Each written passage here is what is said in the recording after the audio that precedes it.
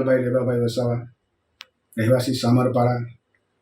અગાઉ જે મેં ગઈકાલના જે ચૈતરભાઈ વસાવા પર રાયોટિંગનો ગુનો જે દાખલ કરેલો છે, એ ગુનો દાખલ થયો છે ત્યારે એમની સાથે મારી ઘણા મીડિયા સાથે લાઈવ ચર્ચા પણ થઈ છે. આજે એમની સાથે મારી વાત પર થઈ છે. એ અત્યારે પણ એ ખુલાસો કરવા નથી માગતા કે જે ગુનો 16 તારીખે બનેલો છે પૈસાને લઈને, બિલ, મારી હોટલનું બિલ બાબતે લઈને, પણ એ આજે પણ મીડિયા પૂછે છે કે તમે ચૈતરભાઈ, તમારા પર આક્ષેપ છે શાંતિલાલભાઈનો કે ઘરે જઈને તમે ઢોરમાર મારેલો છે. ત્યારે એ વાતને આ બાજુ ફેરવું, તે બાજુ ફેરવું, હોટલ માલિકો પર ઢોળે છે. હકીકતમાં શું છે તેનો ખુલાસો હું કરું છું. હોટલ માલિકોએ જ્યારે મને છૂટો કરેલો છે ત્યારે એમણે મારા પર જે બિલ કાપેલું છે 1,28,720 રૂપિયા, એની અંદર એમનું બિલ સામેલ છે. હવે હોટલ માલિકો એમ કહેવા માંગે છે કે અમારું એ માણસ છૂટો થયો એના પહેલા ચૈતરભાઈનું જે બિલ બાકી હતું એ બિલ આવી ગયેલું છે. તો મારે કહેવાનું એ છે કે ચૈતરભાઈનું બિલ આવી ગયેલું છે તો તમે મને 21 જૂને છૂટા કર્યા પછી મારી અંદર તમે આમ આદમી પાર્ટીનું બિલ કેમ કાપેલું છે એનો ખુલાસો હોટલ માલિકો પણ કરે.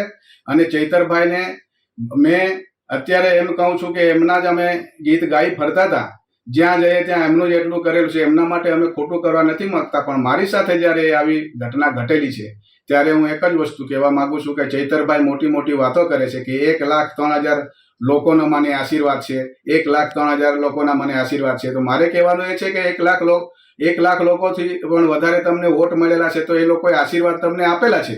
તો આશીર્વાદ એટલા માટે આપેલા છે કે કોઈ ગરીબના ઘરે જઈને તમે એ તમારો ખાસ કાર્યકર હોય એમના ઘરે જઈને તમારે ઢોરમાર મારવાનો, એટલા માટે આશીર્વાદ આપેલા છે. ખુલાસો કરે ચૈતરભાઈ, મોટી મોટી વાતો કરવાથી નથી થતું. અને તમે જે બોલો છો ને એમને તમને પૂછવામાં આવે છે લાઈવ મીડિયા સમક્ષ, તો તમે એ વાતને ટાળો છો.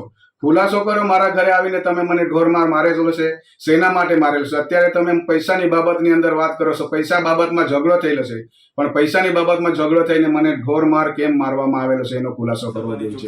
મતદાનના બીજા દિવસે શાંતિલાલભાઈ મારી ઓફિસે આવે છે અને સેઠે મોકલેલા છે શિવમ પાર્ક હોટલનું તમારા નેતાઓ જમી ગયા છે, એના 50,000નું બિલ બાકી છે. તે જ દિવસે વિક્રમભાઈ જે મારી ઓફિસે રહી છે એમના હસ્તે એમને 30,000 રૂપિયા હું રોકડા આપી દઉં છું. બીજા જે 20,000 બાકી બોલે છે તે મારા પીએ માધવભાઈના એકાઉન્ટમાંથી એમને ફોન પે કરીને એમની છોકરીના એકાઉન્ટમાં હું ટ્રાન્સફર કરીને 7 ઓગસ્ટના રોજ આપીને પૂરું કરું છું.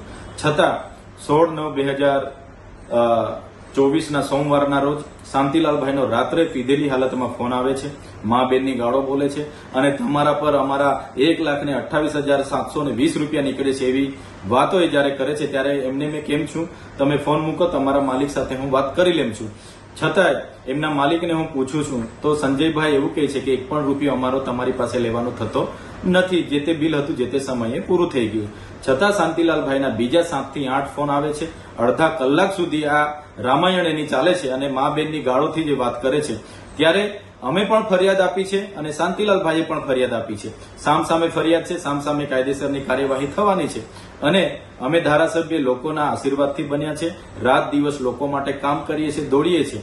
એક ફળાવ ઝાડ છે એટલે કોઈ પણ વ્યક્તિ પથ્થર મારે એ વાંધો નથી, પણ આવા લેભાગુ તત્વ અમને બ્લેકમેલિંગ કરે એ અમે ક્યારે ચલાવવાના નથી.